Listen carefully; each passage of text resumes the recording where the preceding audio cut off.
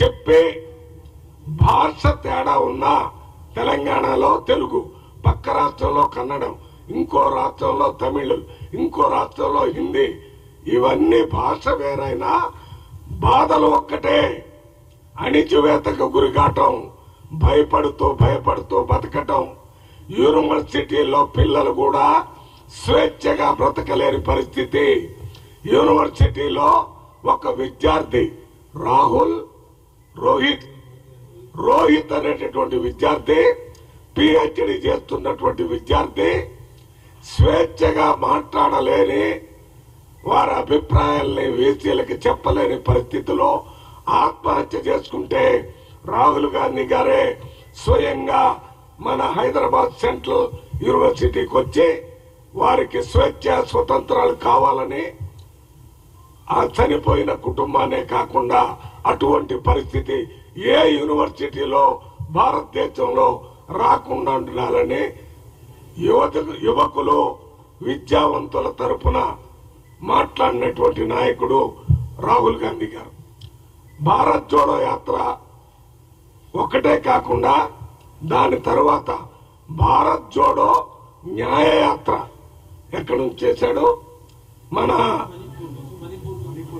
మణిపూర్ నుంచి బొంబాయి వరకు, మణిపూర్ నుంచి ముంబై వరకు భారత్ జోడో న్యాయ యాత్ర అనేటటువంటి కార్యక్రమాన్ని తీసుకొని మొత్తం భారతదేశంలో యువకుల్ని, పీడితుల్ని, బాధపడితే వాళ్ళందరినీ ఐక్యం చేయటమే కాకుండా చైతన్యవంతులు చేశాడు.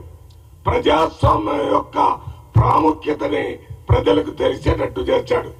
రాజ్యాంగం యొక్క అవసరాన్ని ప్రజలకు తెలిసేటట్టు చేశాడు. అందువల్లనే మొన్న జరిగిన జనరల్ ఎలక్షన్ లో 400 సీట్లు బీజేపీ మోడీకి వస్తాయి, మోడీ పేరు చెప్తేనే ఓట్ల వర్షం కురుస్తుందని బీజేపీ వారి పార్టీ అలయన్స్ చెప్పడం జరిగింది.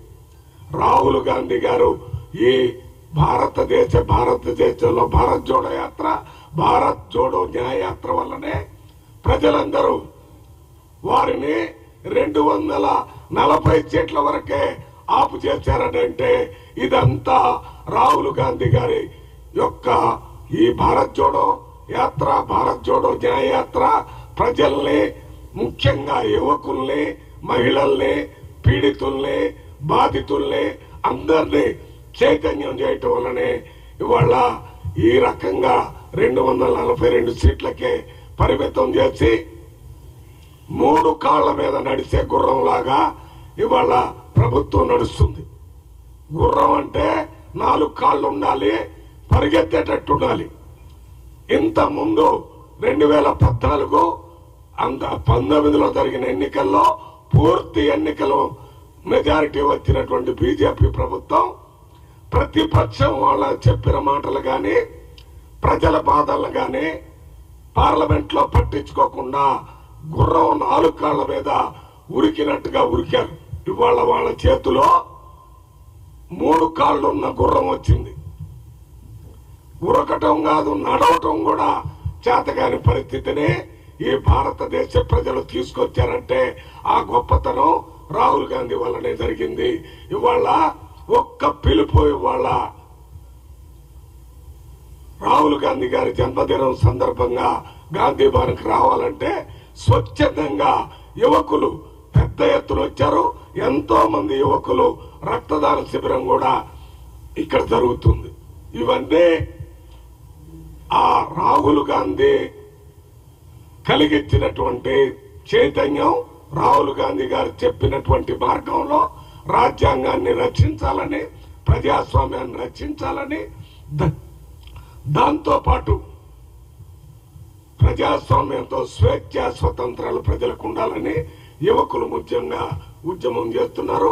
రాష్ట్రంలో రేవంత్ రెడ్డి గారు ముఖ్యమంత్రిగా రాహుల్ గాంధీ గారు అడుగుజాడల్లో నడిచి రాష్ట్రంలో రక్తపాత విప్లవాన్ని తీసుకొచ్చిన నాయకుడు రేవంత్ రెడ్డి.